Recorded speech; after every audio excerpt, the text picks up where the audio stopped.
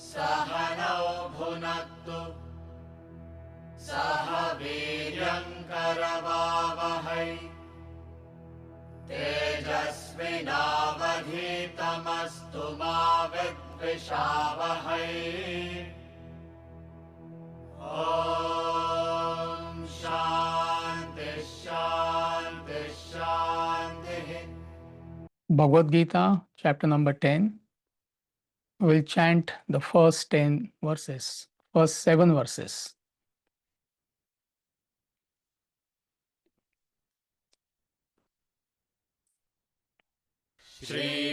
श्रीभगवानुवाच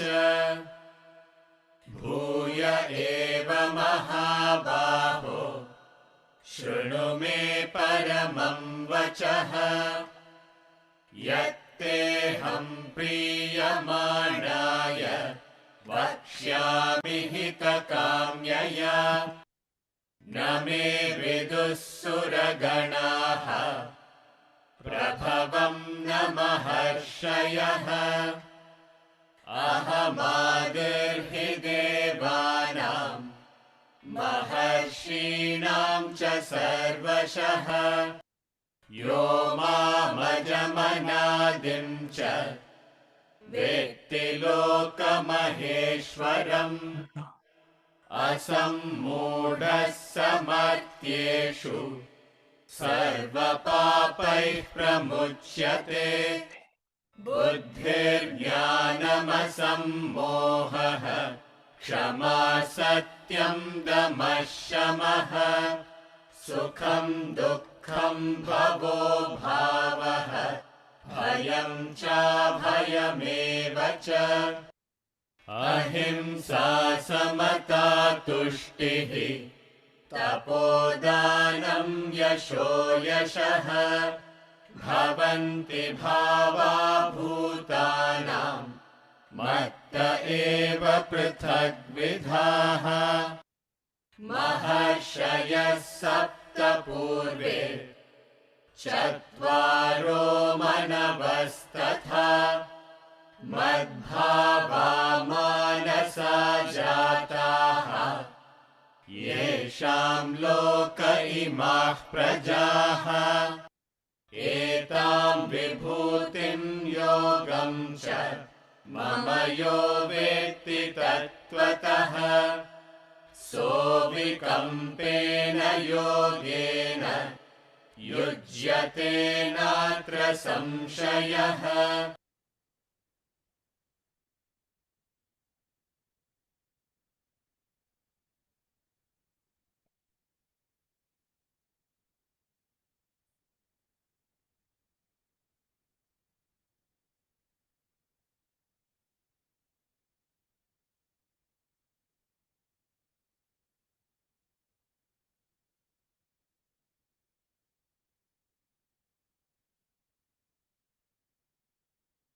So last week we read verse number 4 and 5 of chapter 10.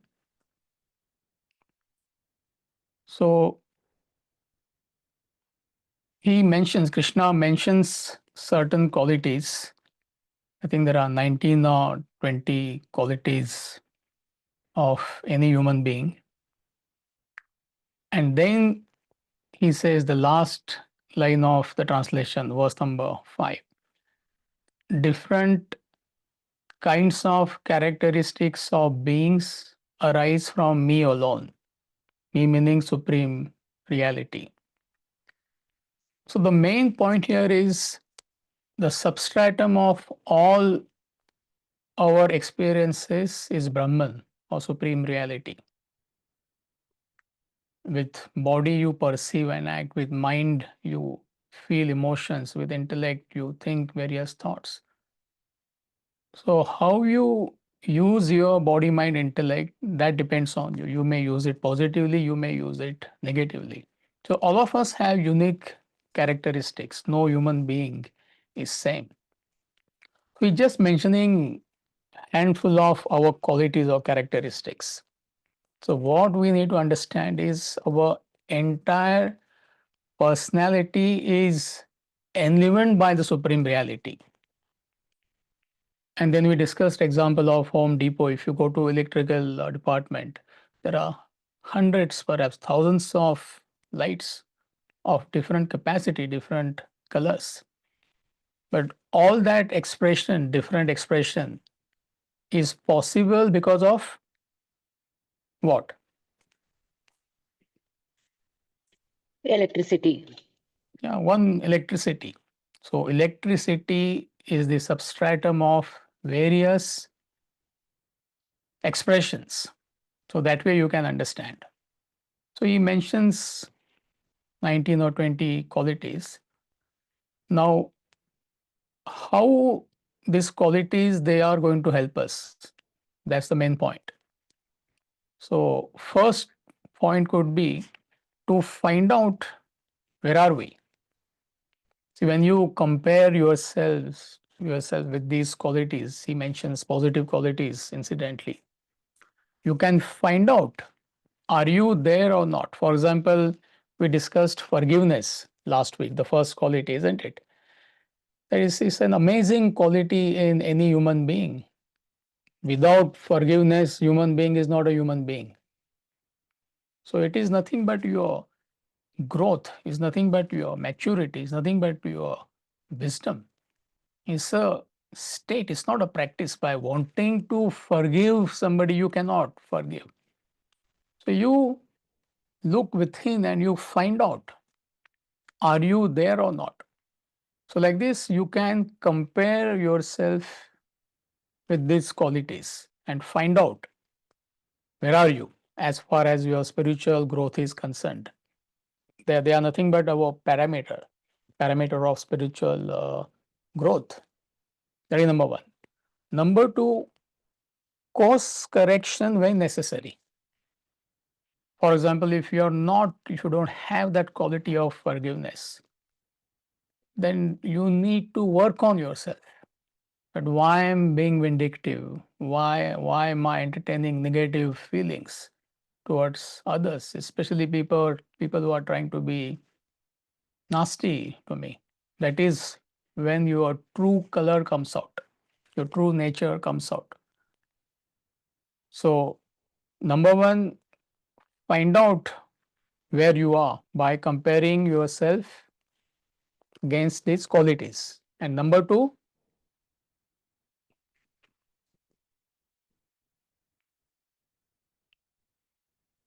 what was point number two?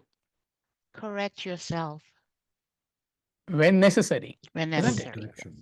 Yeah. So we discussed forgiveness last week.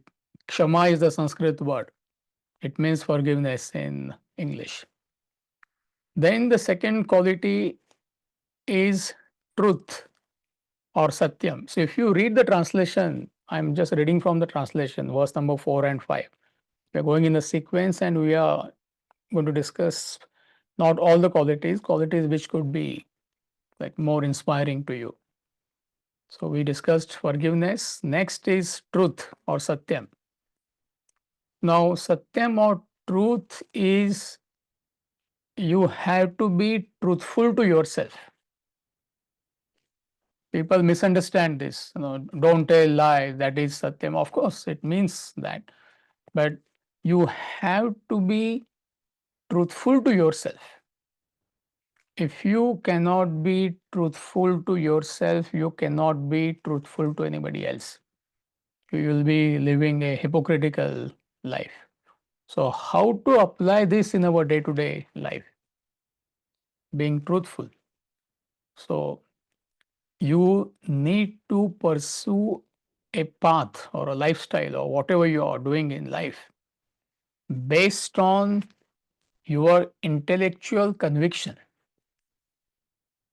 as opposed to impulses or whims or fancies or likes and dislikes of the mind or just because you want to please somebody else. So, find out why are you following a spiritual path. I'm giving you a simple example. And why you want to pursue this knowledge. You could be attending these lectures. I'm just giving example. Don't take it literally. To please your friend, maybe to please your spouse or somebody.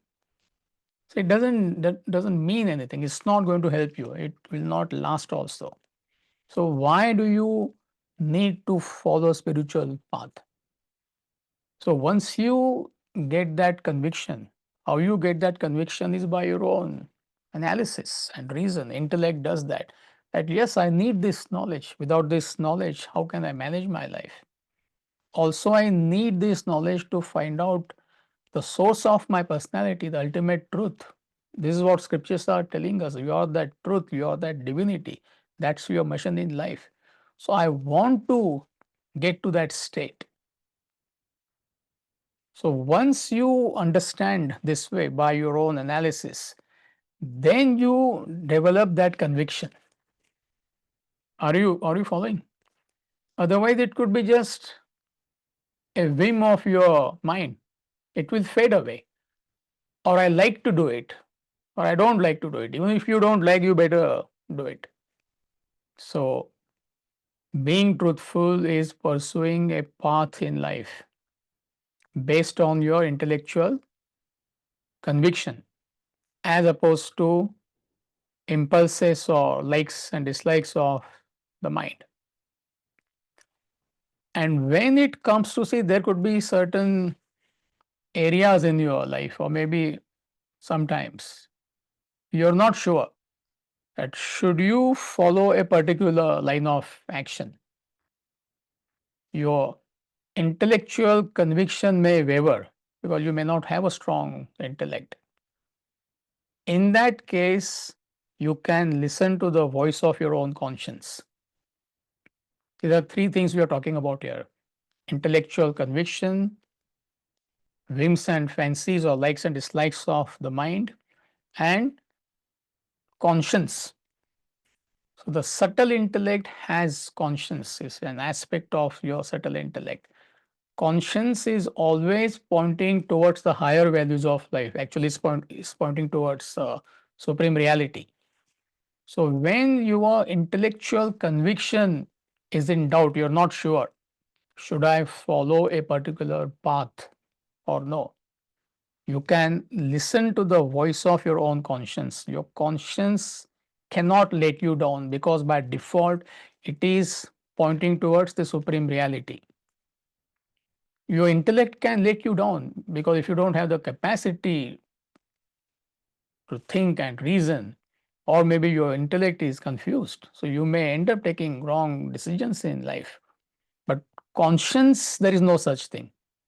It is always pointing towards higher values, and these higher values ultimately take you towards the supreme reality. So when you do this, you follow your intellectual convictions in life, any aspect of your life, not necessarily spiritual path. Same principle applies. Even as a young student, you may have this dilemma: what career to choose? There might be a peer pressure, there might be a pressure from your parents, there might be a pressure from your society, and whatnot. But if you analyze and if you come to that conviction, no, this is what I want to do. I want to do law, I want to do medicine, I want to pursue sports. But just make sure it's not based on your likes and dislikes or whims and fancies of the mind. So, any aspect of your life, when you have to take a decision, that decision has to be based on your intellectual conviction. Then only you can be truthful to yourself. Do you get it? See, otherwise you're not truthful. Should I get married? Should I not get married? Just to please your parents or to please society, you may plunge into marriage. Actually, you may not be meant for marriage, or other way around, whatever. So you have to be truthful to yourself. Now apply this principle in any facet of life. I give you one or two basic examples. So Satyam meaning truth, being truthful to yourself. Then the next important quality is mental control. Samaha. Samaha is the Sanskrit word. English translation is mental control. Extremely important for you to understand what is mental control. I think a few weeks back somebody had this question, and we had this Q&A session on Wednesday. I think Joe had a question, right? Correct me if I am wrong. Yeah, she wanted some clarifications. So we had very good discussion on this. Everybody is talking about mental wellness, mental wellness. When I was growing up, I mean, I never heard this word. I mean, you never saw anybody upset. I mean, a little bit upset, and but what depression, mental wellness? I mean, unheard of. 20 years back, 30 years back, 50 years back, 70 years back. I don't know anybody is of that age. Even in America, I'm talking about. I mean, unheard of, especially in rural part of America. What mental wellness? Everybody was happy. Just little bit here and there is okay. But the whole world, especially in America, we are talking about mental wellness, and rightly so. But what is it? Hardly anybody understands. So when your mind starts overpowering your intellect, to that extent, you lose mental control. Can we have that chart, Makran? Without that chart, we can't understand it. It's impossible. I mean, all of you are familiar with this. Just a reminder. So when all your actions are backed by your intellect, what your activities you are doing in life, doesn't matter what, at home, at work, any aspect of your life, and every action is backed by the intellect. Before you act, you weigh pros and cons.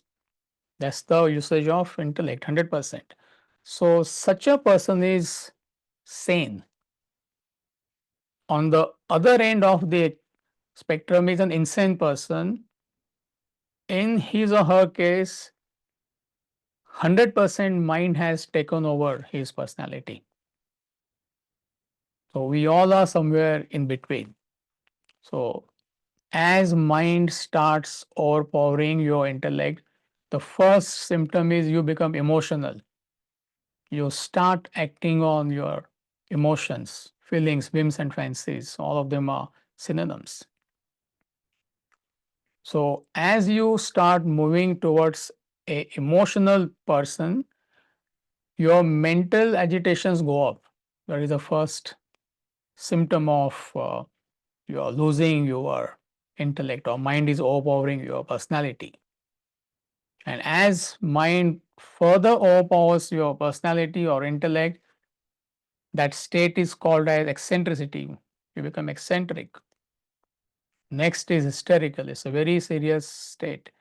And last is insanity. So we all are somewhere in between. And you can add 20 more terms on this chart. The principle is same. Frustrated, depressed, schizophrenia, and all that. This is the bottom line. This is the theorem. So find out where are you. So those who complain, they are not, the mental hygiene is not so good, worry, anxiety, stress, and whatnot. When it is extreme, it is depression and suicidal thoughts. Everything fits in. It's nothing but your mind has gradually overpowered your intellect, and it does not happen overnight. But why it has happened or it is happening? Because there is no concept of fortifying the intellect. This is the only classroom perhaps in the world where we are educating the whole world about what is buddhi, what is intellect. Nobody understands it. So as your mind overpowers your intellect, number one, mental agitations go up. Number two, it affects the quality of your life. Personal life is affected, your relationship is affected, your work is affected, and your life literally shrinks. If 30, 35, 40% of the time you're agitated, how much of life is lost? Calculate. So therefore we say most people are victims of their own mind. And not only they are victims of their own mind, they are not aware that they are victims. That's the problem. Some of you have studied Swamiji's book, The Fall of the Human Intellect. We had a study class on that, I think, last year. So in that book, there is a statement. He says like it's like a catch-22 position. To understand your intellect is poor, you need an intellect. Now, how will you understand that? It's not easy. Let's say if my intellect is weak, I should have some amount of clarity to understand that I don't have the intellect or my intellect is not powerful. I'm a victim of my own mind. Those who are victimized by their mind, they don't know they are victimized by the mind. So therefore, you need to educate yourself first of all. Number one. Number two, you have to educate the whole world about this, especially when you are dealing with the youngsters. They could be your own children, your nephews, your nieces, your friends, doesn't matter. This is what is happening. And the solution lies in strengthening your intellect, fortifying your intellect. There is no other way. So, mental control, find out where are you? Are you sane? Or there are symptoms of being emotional in your personality? Or are you hovering around eccentricity or hysterical? Find out in your own interest and correct yourself. Next quality he mentions, in fact, there are two qualities, Bhayam and Abayam. Fear and fearlessness is fascinating. Now, ignorant people, deluded people, indiscriminately they indulge in the world. You should be afraid of that. The moment your senses are out of control, you start indulging in the world, you should be afraid. But deluded people do not fear indiscriminate sensual enjoyments, they plunge into it. Possessiveness and attachment, they plunge into it.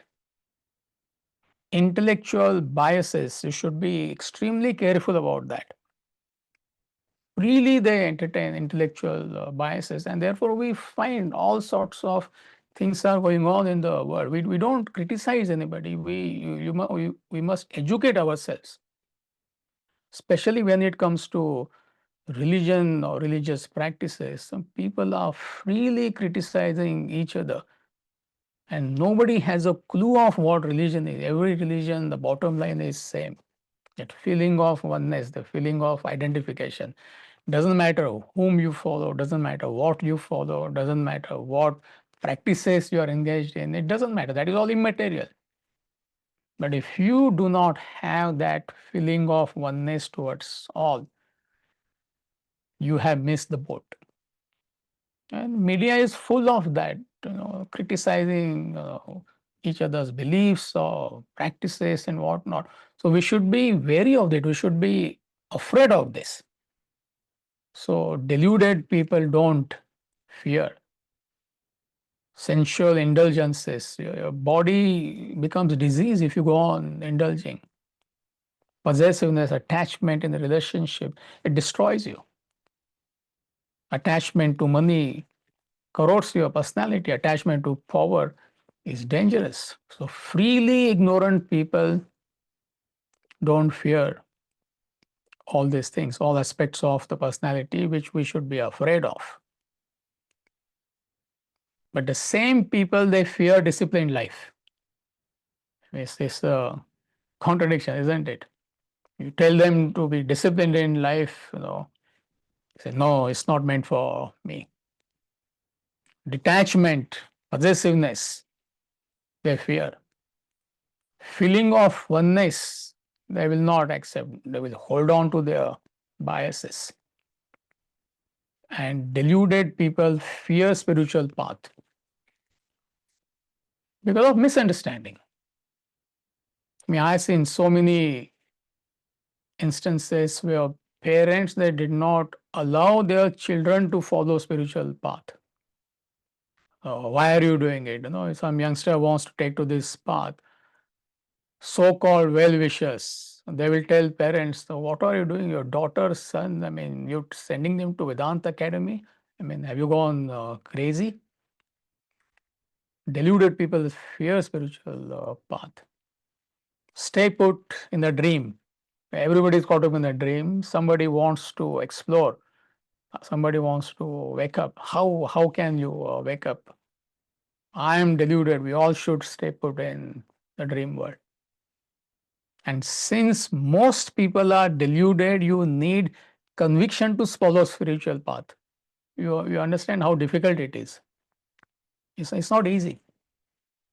Your own spouse, your own partner may not allow you.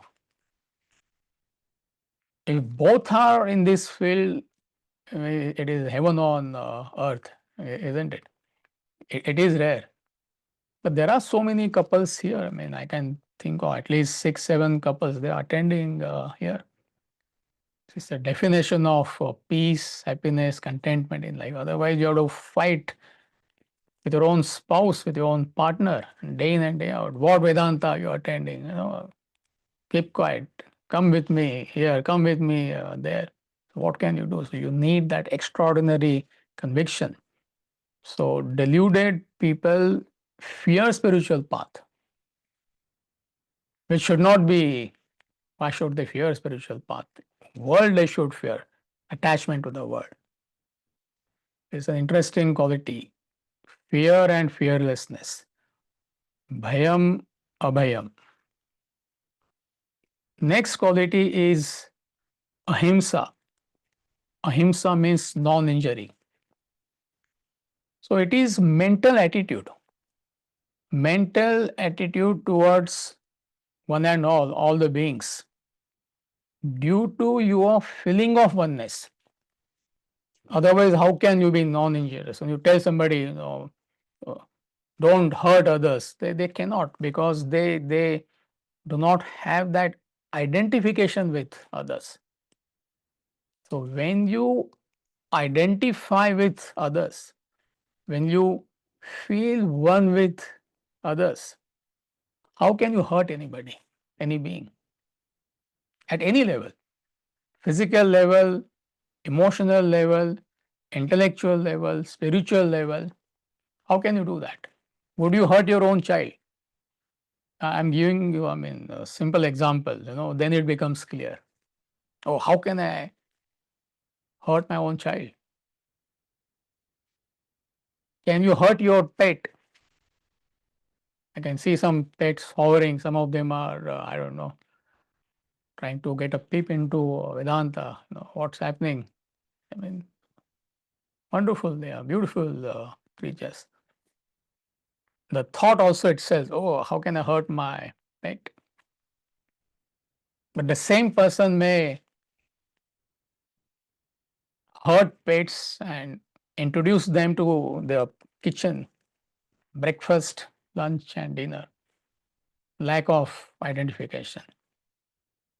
How can you hurt somebody's religious feelings? If you identify with that person, he or she may have whatever views they have, right or wrong, forget about that. So that's the concept of non-injury, ahimsa. So it is a mental attitude. But most people, they misunderstand this quality. Those who say, yes, I understood ahimsa, non-injury, they misunderstand and they have ended up becoming passive in life.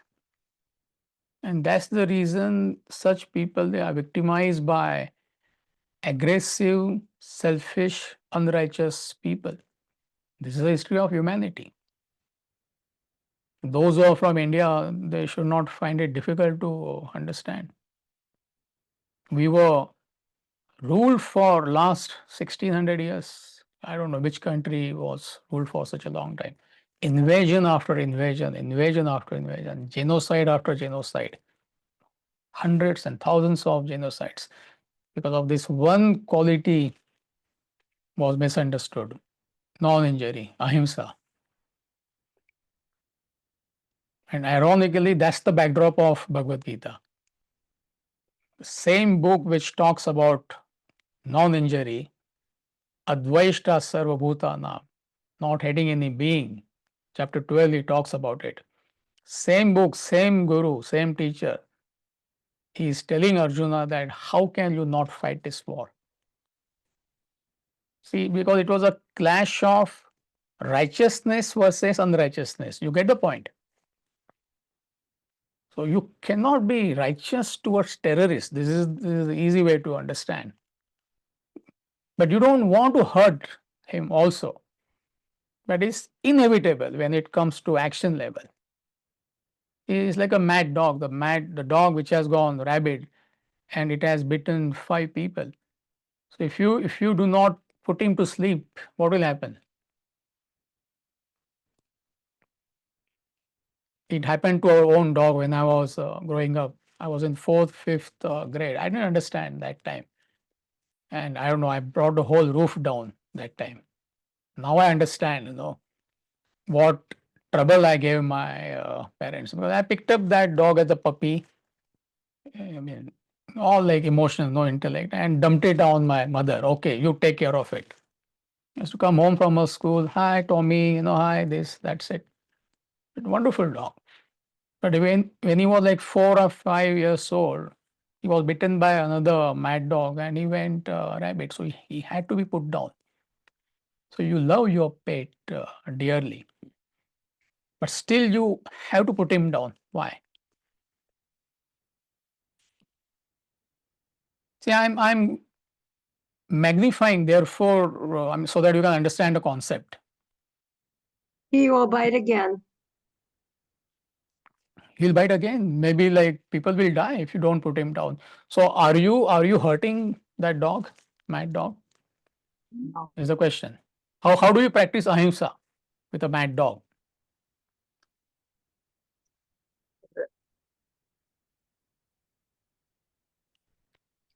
You stop him from Sorry?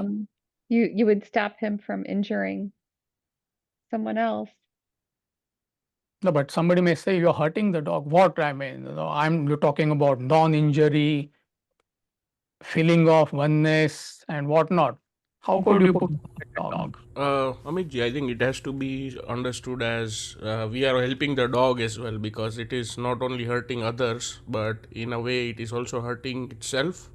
That is one. And also, second thing would be that if it is rabid already, that thing can spread to other forms of life. So that is also not healthy. Good, very good. See, therefore, it is intention behind the action that matters. Write down. If you understand this one sentence, your life will be very simple. Any situation. You may be a head of your organization.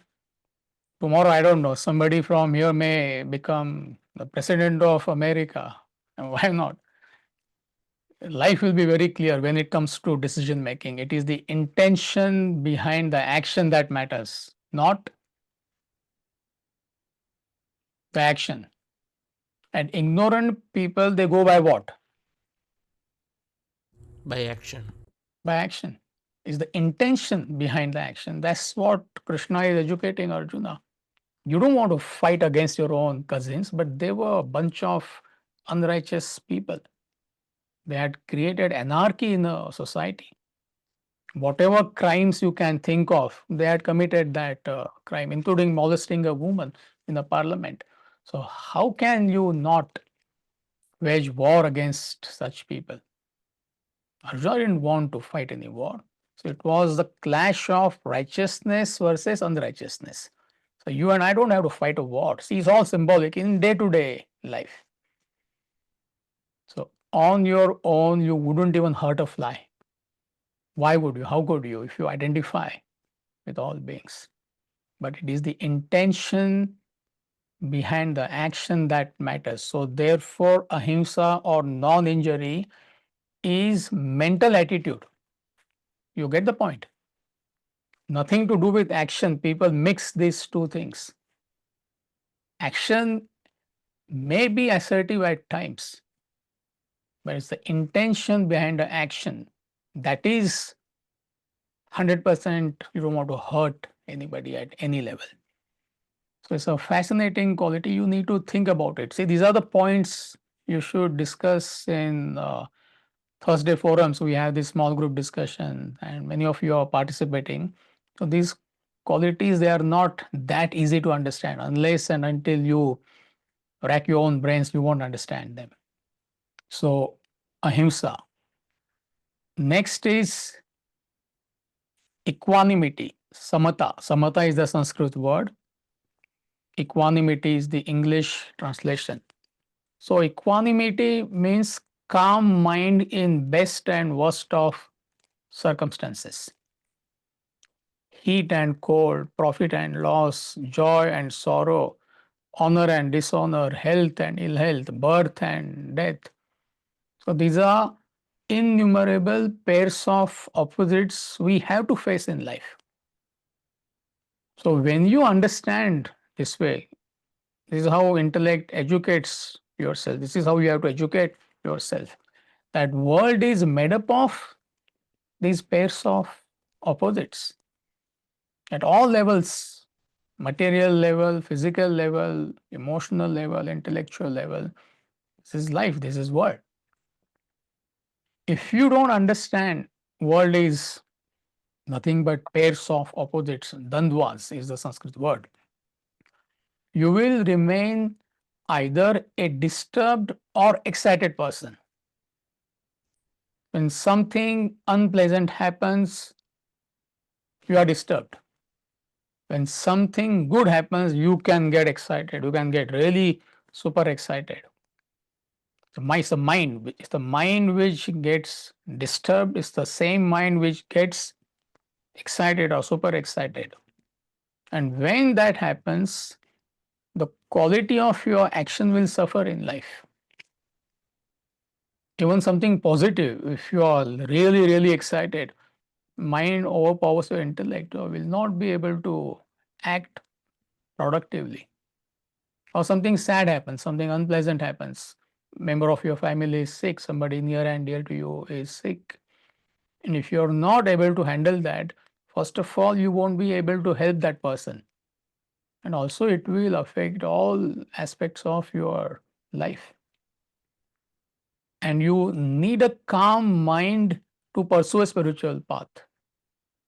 It's the first prerequisite of following the spiritual path, because spiritual path is nothing but study and reflection, isn't it? And eventually contemplation and meditation. So if your mind is in a permanent state of disturbance or on and off, you are disturbed, you don't have that equanimity, how can you study? How can you reflect? How can you contemplate? How can you meditate? So therefore, equanimity. So find out again. I mean, are you ruffled by small challenge of life or something good happens? Again, you have a tendency to get excited. So try to correct yourself. Next quality he mentions is contentment. Trishtihi, that's the Sanskrit word, contentment.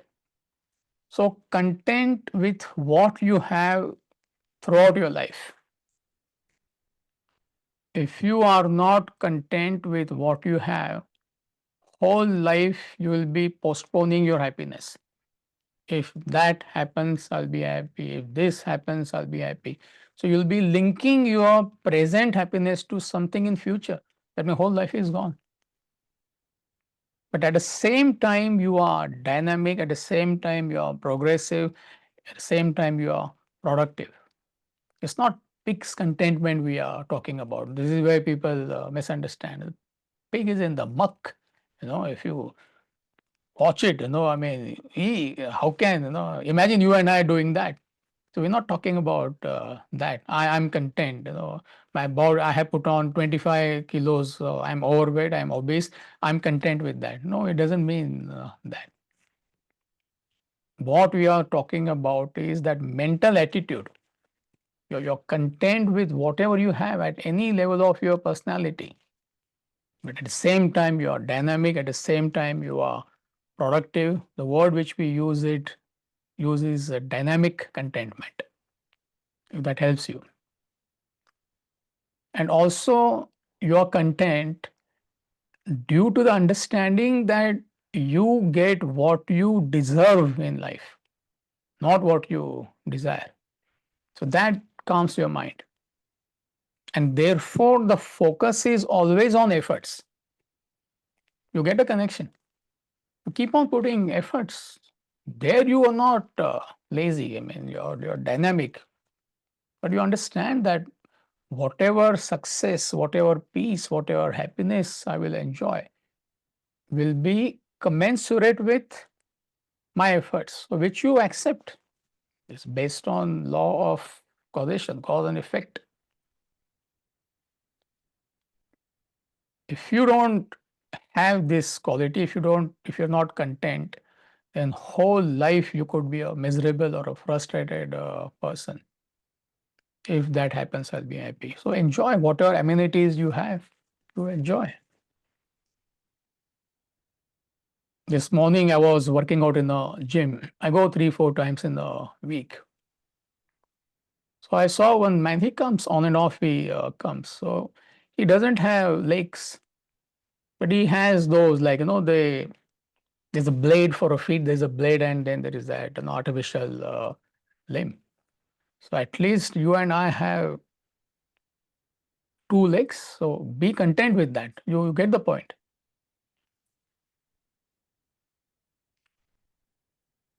We don't have to worry about food, at least in America. A good part of the world, same thing applies. So thank God that there is a food on my plate. Breakfast, lunch, dinner. You can go on multiplying example. The people who don't have even basics of life, all of us have surplus from that point of view. So be content with that. And be progressive. There is nothing wrong with it. See, this is where people misunderstand. That does not mean you should not upgrade. That does not mean you should not progress in life. So that focus has to be on efforts, non-stop. Till you die, you are putting efforts. And you'll keep on getting the world, whatever, acquisition, enjoyment, commensurate with your efforts. So you're happy with that. You get best of thing, you're happy. You don't get best of things, also you're happy, because focus is on the efforts. So if you don't have this quality, you will remain a disturbed person. So contentment.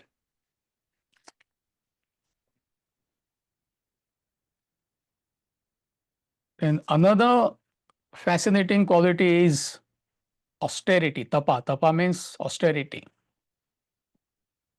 You cannot grow spiritually without this quality. It's impossible.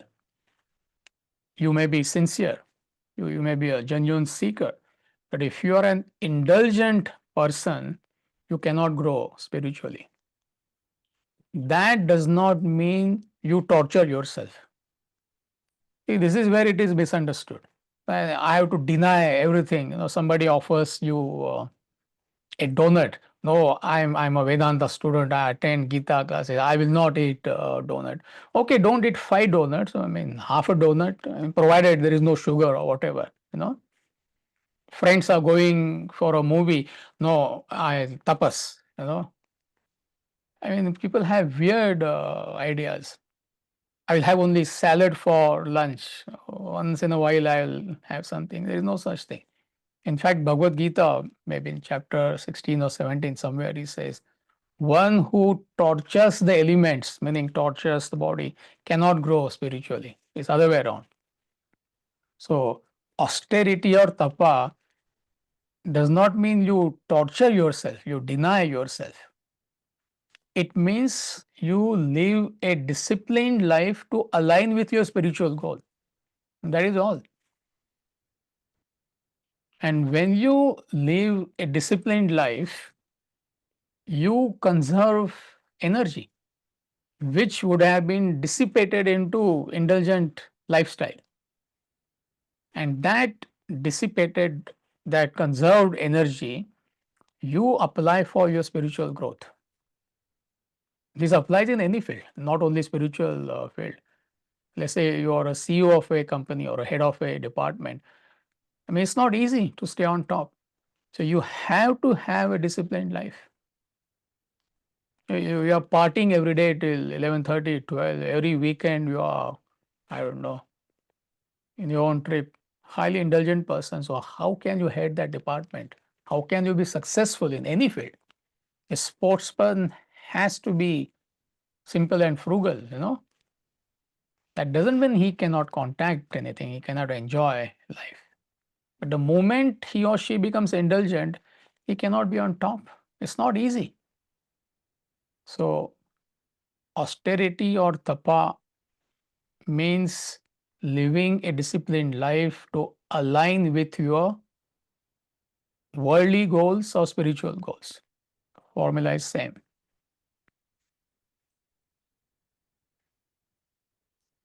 And the last is danaha. Dana means alms giving. Now, not to be taken literally. Okay, every month I write a check for charity. Every month I feed the poor. No, excellent. It's not that you should not do these things, but what is talking about is the attitude of giving as opposed to attitude of taking. That's the main message here. He's not talking about mechanical giving. You may give, but actually you could be a taker. So you donate to a religious institution, but you want your name on top. Where is the giving? You are taking. You want name, you want fame, you want honor, you want to be recognized. So what is talking about is that attitude of giving which you entertain 24/7. Doesn't matter what you do, at home, at work, as a member of a community, as a member of a society, as a human being on this planet Earth. The moment you become a taker, your peace is gone. Forget about it. Unfortunately, people cannot correlate. Any mental agitation, if you have, I have, is due to the attitude of taking. If you have attitude of giving, you will be supremely peaceful in all circumstances. It doesn't matter what is happening around you, what is happening in your life. So it's a fascinating quality. It's a secret of peace. So find out, are you a giver or are you a taker? Discriminately. Again, people can misunderstand. Giver does not mean start impulsively giving to people. Give your wealth, give this, give that. It doesn't mean that. That attitude of giving.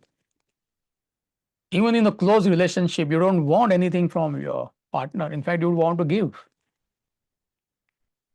How can there be no peace in such a family? You get the point.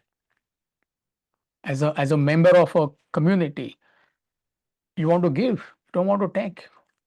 As a citizen of a nation, you want to contribute towards the growth of your nation, for the welfare of your nation. You don't want anything from your nation. How can you not be peaceful? No, I want to take. Who are you to stop me? You can take, but then you'll have to say goodbye to your peace. There's a direct correlation. People cannot correlate. See, my guru often gives this example. Some of you are doing e-learning. That concept of discount itself is a mental disease. America, they are like, we are bombarded with that day in and day out. 30% off, 40% off. You may go shopping, incidentally, there may be a discount. It's okay. But just to identify a shop or a scheme because there is a discount, somebody shared this information with me. There are like group of people. This is what they are doing most of the time. Find out where there is a discount. Find out where you can return the goods. It's amazing facility America has, when I came back, when I moved to America a long time back, 18, 20 years back, I was amazed. You can just walk in and you can return. They trust you. You see, I mean, maybe something is not okay with the product, but there are people who are misusing that. And I'm sure 10 years, 15 years, 20 years, 30 years, I mean, Americans will wake up, the local guys I am talking about. People are misusing this scheme. And they feel, okay, I bought that, I don't know, tuxedo, used it for 5-6 days, and I want to return it. I wore it for a party. That man feels that he is happy. Actually, it's other way around. So, are you a giver or are you a taker? Find out. It is directly linked to your what?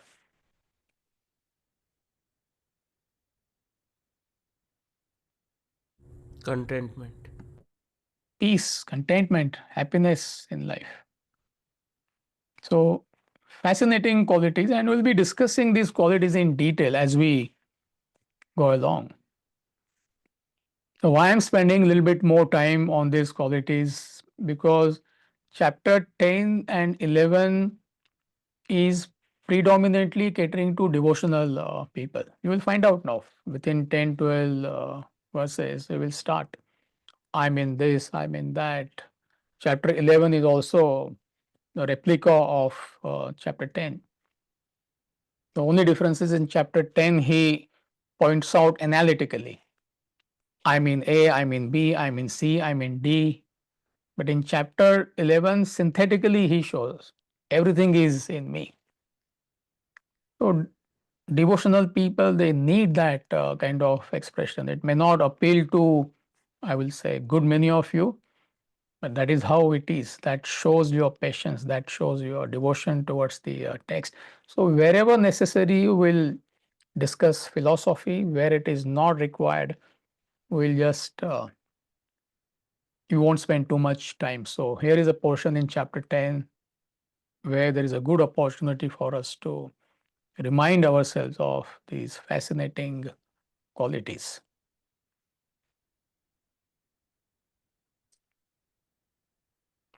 Let's chant verse number 6, please. I will explain it next week.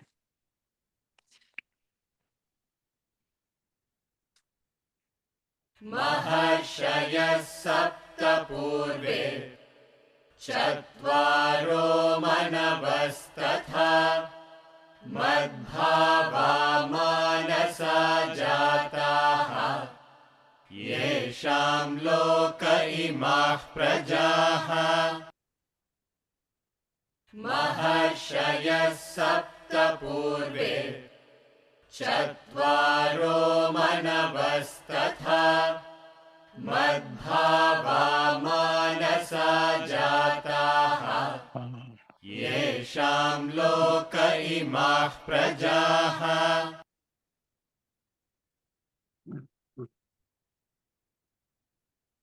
Translation. The 7 great sages, the ancient 4, and the Manus, with their being in me, supreme reality, were born of mind. From them are these creatures of the world. It's all symbolic. See, the only way you can understand this verse, in fact, entire chapter, next chapter, is by comparison between a dream state and a waking state. Without that comparison, there is no way you will understand what it is saying. Everything in a dream is nothing but waker's mind, isn't it?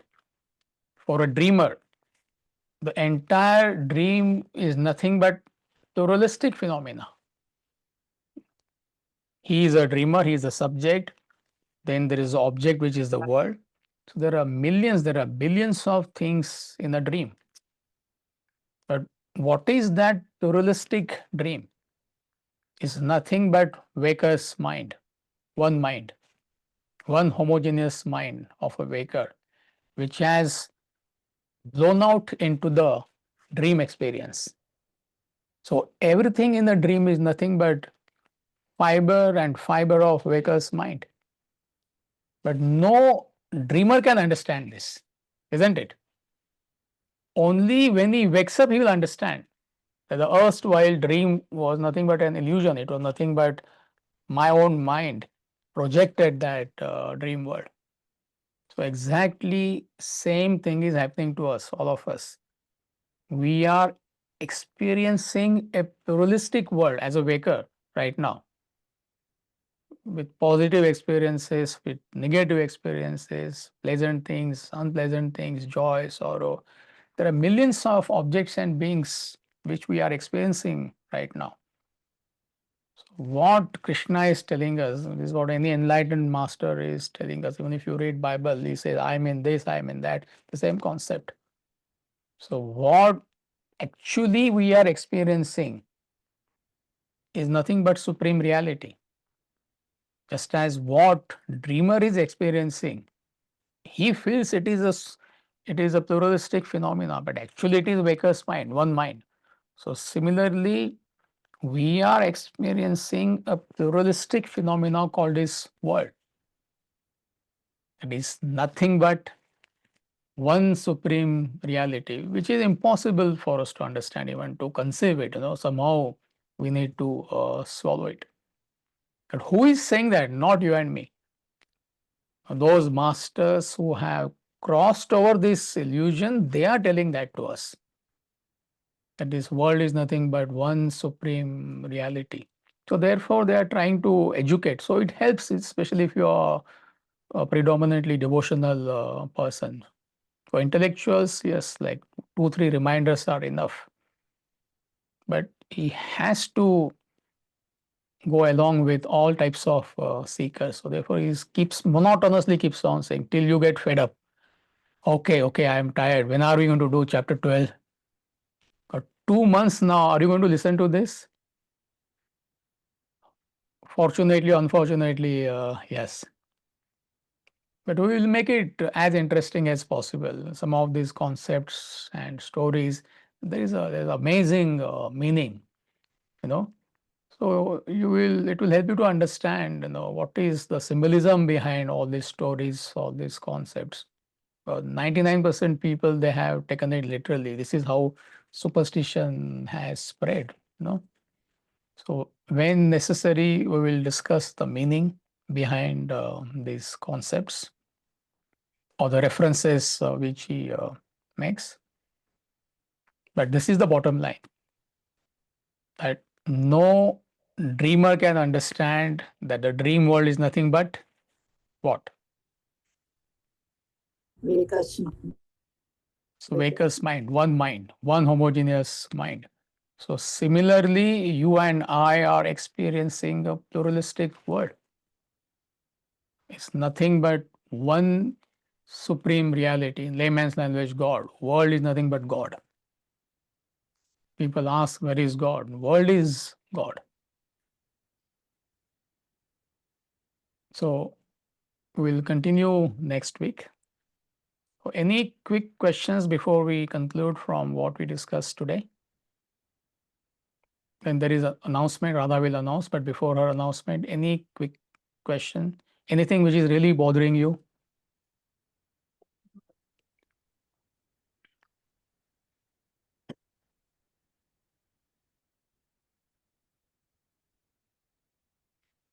All right, great. So, Radha. Vedanta Institute of Midwest is excited to announce a local 2-part public lecture series by Amit Ji on the topic spiritual wellness. This lecture will be at the Bharatiya Temple, Original Prayer Hall in Troy, Michigan. It will be on the dates November 10th and 11th, Monday and Tuesday evening, 6 p.m. to 7 p.m. Eastern Time. There is ample parking available in the temple grounds. This is a wonderful opportunity for the local community to come and attend the lecture. If you have friends, family, or any contacts whom you would like to be introduced to this subject, this would be a wonderful opportunity please share these details with all, and you will receive the email reminder tomorrow, and also there is WhatsApp posting of the details. This lecture will not be broadcast online or recorded. So it is only an in-person lecture, mainly focused for the local community. So do share and spread the word. Thank you.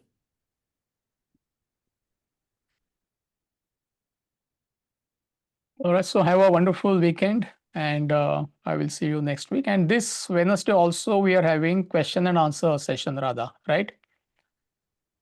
Yes, Aminji. Yeah, because there are 6 questions yet to be answered. So those who are planning to attend, all of you will get an email, but on Wednesday, 7 to 8, correct? Yes. 7 to 8, there will be question and answer session.